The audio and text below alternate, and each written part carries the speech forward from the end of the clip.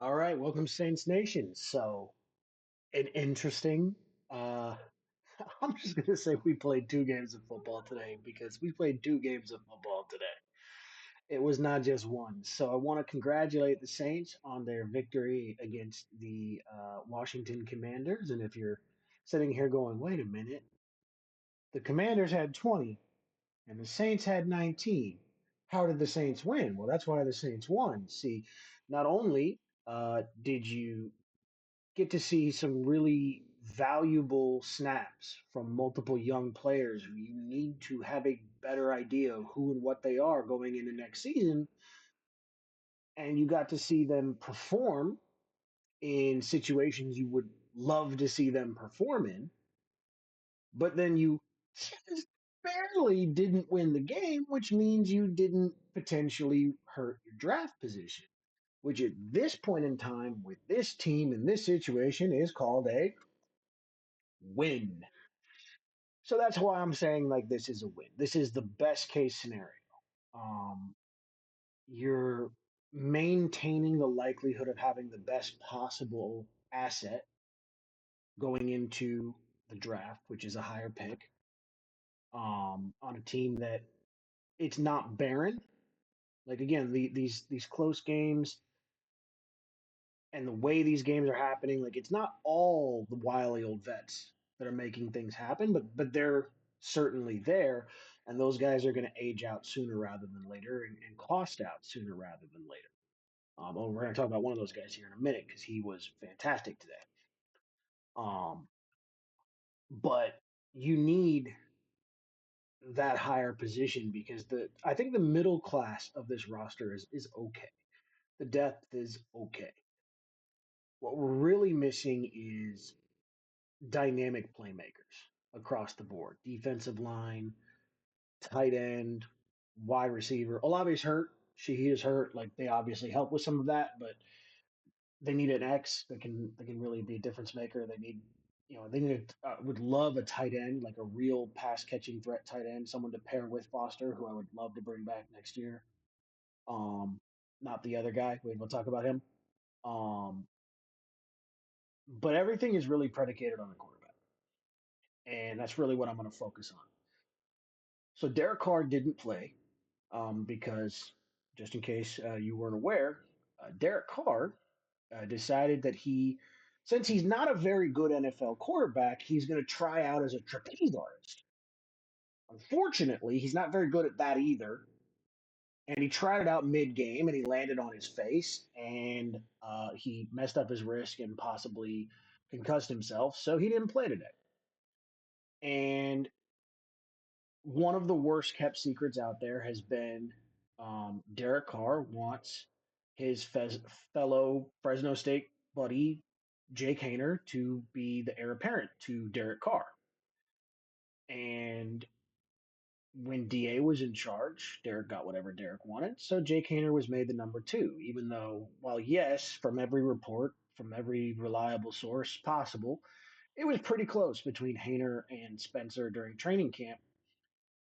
When the Bullets were live and the games were live, we saw those preseason games. And if you believe that Jake Haener and Spencer Rattler had pretty close to even, or even that Jake Haener was the better player throughout preseason, I don't need to hear your opinion on football because I know you're either ignorant or you are looking at things in very poor context.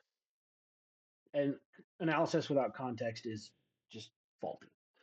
Um, so Jake Haener got the start. Jake Haener was really, really bad.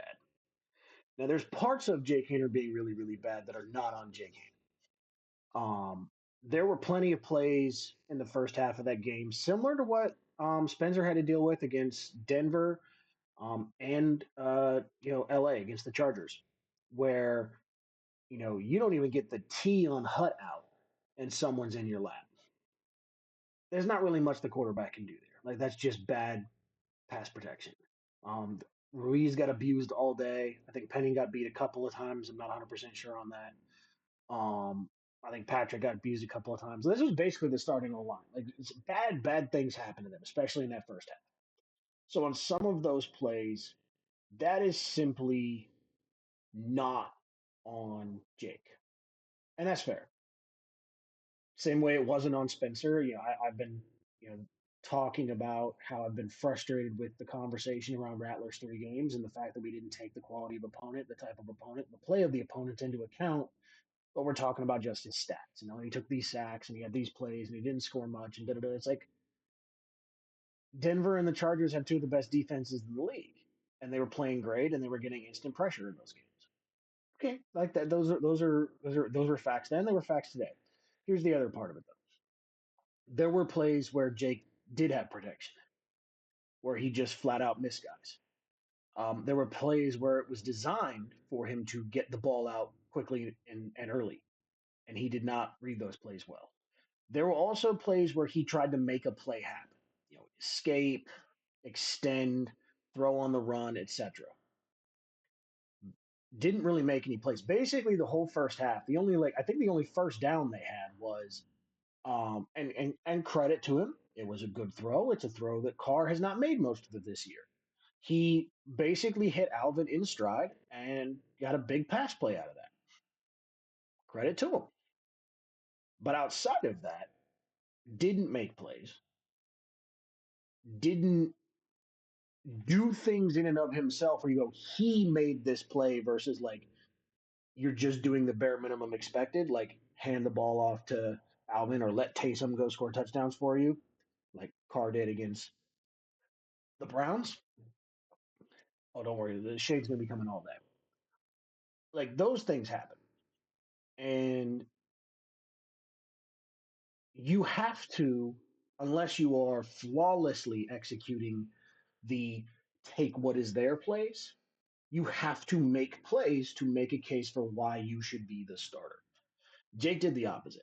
Um, he's clearly mentored by Carr because the moment pressure's in his face, he totally collapsed. And he threw some ill advised throws and tried to do too much on some plays, and he just doesn't have the talent to do the things that his head and his heart told him that he could do. Like Jake Haener is an irrational confidence guy. And like, look, this is a guy who made the NFL as a relatively undersized, relatively underathletic guy. Like you made the league. You have taken snaps in the NFL. You are a 1%. And part of how you get there is like even for the crazy talented guys, you have to kind of have a little bit of irrational confidence and just believe you can do things you can't because maybe you can. Well, he believes he can do things that he can't, but unfortunately, the maybe he can is it's not there. Like there's just some physical limitations, and it's not that no quarterback has ever gotten around physical limitations, but you have to have kind of like I talked about in the video I did about how to evaluate quarterbacks. You cannot be great in one area if you're great in other areas to compensate for it. So here's the question with Jake Haener: what is he great at? What is he good at? Doesn't have great feet. Doesn't process super fast. Not super accurate. Not a great athlete. Doesn't have a strong arm. He doesn't really seem like he's dumb, but he's not like some he's not super smart, super disciplined where he's like going to the line and identifying things and check on me's and making changes and making throws and play. Like certainly didn't do that. Hasn't done that in any of his preseason games. Hasn't done that in any of the garbage time snaps he's had. Hasn't done any of the fill-in snaps he's had. Didn't do that in the entire first half today. He just simply hasn't shown it. So until he shows it, look, new data equals new analysis. We don't have new data that says that he can do these things. Thus, we must conclude he cannot do these things. And the reason why we must conclude that he cannot do these things is because the guy who was told 30 seconds before the first half was over, per that guy, that he was going to be starting the second half is Spencer Rattler. And in the second half, Spencer Rattler did those things. 4 consecutive scoring drives, 2 field goals, 2 touchdowns. Hit the tight ends, hit the receivers, had a couple of almost plays, had one really bad throw. Because we're not just going to talk about all the positives and act like the rookie was bulletproof and he turned into prime Drew Brees today. That didn't happen. He's also a rookie. Like that should be pointed out. But there was one bad play. Like he should have thrown a pick. He tried to throw a pick. Left side probably would have been looked like it was going to be like 30, 35, maybe 40-yard play to I think it was Juwan. Um, I'm going off the head here, so I might have the number wrong, but I'm pretty sure it was Juwan. Um, was throwing it between three defenders, but not in a bad way. Like there was enough space there. The guy was open, clearly, cleanly open, but he needed to layer that pass over the initial defender into the receiver, and he lasered it in there. Threw a line drive, guy got a hand on it, got tipped up, didn't get picked, so like you live to fight another day. Threw it a crazy, just wow arm talent. Like you just can't teach this throw down the field to MVS. Um, earlier in the game, before that throw, that was an awesome moment. But the throws that really impressed me with Jake, sorry, not with Jake, because I'm sorry, Jake did nothing to impress me. With Rattler was he played with poise, but he also stacked plays. So you saw as the second half went along, protection got better. Well, part of why protection got better is because he was making them pay when they were sending guys in, and he's extending and making plays, but also he was making quick, decisive, accurate throws. And had a couple of plays where he extended and he got a first down, had a great extension, and then like flipped it out to Foster Moreau to on a third down on one play. Only got like 6 yards on it, but it's a great play. And what it does is it extends. Now you get three more plays. Now you get three more chances to get a first down. And by doing that, you not only build a rhythm for the receivers and for the quarterback, you build a rhythm for the offensive line. Um, and those are kind of like those hidden wins, but they all matter. That ability to have a sustained offense wasn't all pretty. They also have half their starters out weapon wise. You lost AK. You know, hopefully he's still able to finish the season. Hopefully he's able to get his 1,000 yards. Like I just want that for Alvin.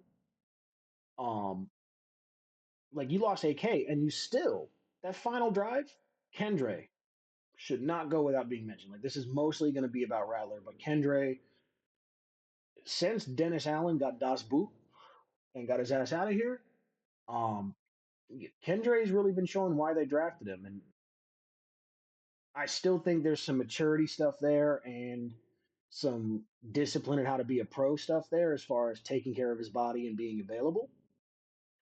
But considering his head coach apparently wasn't aware that you're supposed to stretch before you play or practice, those things clearly weren't being enforced. And expecting every single player to be a self starter and a self motivator and a self discipliner, especially as a rookie, is just simply not realistic. So, yes, he has some fault. Like, without question, it's his responsibility to do everything he can to be healthy. Um, but the environment that he was in was not putting him in a position for that necessarily to be the most likely outcome. So Kendre looked really, really good today. Was a huge part of that final drive. And again, Rattler did really well, made a lot of really great throws, did a good job of protecting his receivers on some of those plays, putting the ball, down and away so guys have a chance to protect themselves, but still pick up the first down. A couple of not totally on target throws, but nothing egregious certainly. Um, and then you have that, you have the final couple of throws, gets the touchdown to Foster, and then again, part of why I call it a win from an evaluation standpoint, Spencer Rattler to me had a game-winning drive. You got the touchdown, you went for two, you hit Juwan in the hands. It was a catchable ball. Juwan didn't catch it. Shocking. Um, that's not on Rattler. He did his part. Wasn't in love with the play call, but like enough was there. He put it in a spot. His guy could have made a play. His guy didn't make a play. He did his job. So if I'm evaluating a young player and seeing do I have something to build on towards the future, checkbox. Like today, he checked that box. Now, if Spencer plays against Green Bay next week, Green Bay looks really, really good. So it's going to be a test. In a way, it's the best possible test because you're dealing with another really good pass rush, just like you played the Chargers and Denver. So can you show improvement? Also, can Clint show improvement? Um, can you do the things within reason? Not necessarily winning the game, not even necessarily scoring points, because they're a way better team and they're way freaking healthier than you. But can you show things that demonstrate I've learned, I've progressed, I've made improvements on where I struggled before? And if he does that, again, like I said before, I wanted it to be 2-2 unless somebody showed out. Well, Jake showed his ass, and Spencer showed out. So Spencer should start the final 3 games of the season. Now, will he? Mickey Loomis exists, so there's a very real possibility the Saints may not do smart things. But should he? Yes. And at the end of the day, before we get into what could happen and what might happen and all of that, like he's a rookie 5th round pick who's shown some really nice upside in extremely adverse circumstances. And this part actually does need to get called out. I was debating whether I was going to do this, but F it. Jake Haener's post game interview, he interviewed like a bitch. Like a whiny, entitled, delusional bitch. And I'm gonna say that for 2 reasons. One, because I think it's true, and two, because the high school I went to is the rival of the high school he went to. So fuck that guy. Uh, there's a little bit of personal bias, but like I was. Here's the thing. I like legitimately was rooting for Jake, but to come out and just be like, oh well, you're gonna see it on the film, and you know, wasn't expecting this, or blah, blah, blah, and just making all these excuses. Like, dude, you played like shit. We were gonna move the launch point. Okay, here's the thing though. You moved the launch point. You rolled out a few times. You tried to make plays. You short armed it. You couldn't get the ball there. You couldn't make the play. You didn't have the juice. Own it. What about those times you crumbled in the pocket? You looked like a child playing against men. Is that on your teammates? Like that's just no. That's some Derek. Clearly, Derek Carr is your mentor. He taught you how to be a bitch. I don't like it. Like I was not a fan of that whatsoever. Um, so you push that against again the rookie. Look how Spencer Rattler handled his first round of starts. Look at the interview he did with Ross Jackson, um, where he talked a little bit about like trying to mature and trying to take it in stride and not letting it hurt his confidence. And like the next time you see me, it's going to be different. I'm going to play better. And the next time we saw him, he did. And you see how he handles it in the post game. That is a young man who has confidence, who has poise, but beyond just those cliches to a degree, he has self respect, but he also respects the craft and respects the game and has professionalism. And these are the words that get thrown around a lot, but if you really understand what those things mean, you understand how valuable they are. And when we talk about intangibles, we're not talking about do you like to go on, ayahuasca drug trips and shit in a box for 5 days or whatever the hell Aaron Rodgers does. It's about having the ability to take criticism and to be self critical and to chase perfection knowing you'll never reach it and to blame yourself for the mistakes you make before you ever point the finger at someone else. You can acknowledge, especially behind closed doors, so and so ran the wrong route, this person blew their assignment, whatever. But when you are the face of the offense, you have a responsibility to your teammates to present yourself as such. And the rookie's the only guy out there doing that. So again, big shout out to Spencer. Hope you enjoyed the show. If you're watching on YouTube, please like, comment, subscribe. Even if you just throw out a hoot at in the comment section, it actually helps people find the show, so it's always appreciated. And as always, if you didn't enjoy and you somehow watched this far, send the link to somebody you don't like so they can not enjoy it too, because everybody deserves to suffer together. Hope you guys enjoyed it. More content to come a little bit later this week. And like I said, To me, this is a Saints win, so I'm celebrating this like it was a win.